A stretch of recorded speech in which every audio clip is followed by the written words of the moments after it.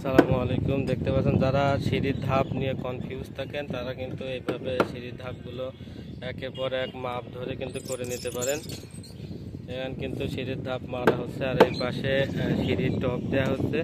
অনেকে কমেন্ট করে জানতে চান যে এখানে 16 মিলি দিয়ে টপ বাঁধা হচ্ছে।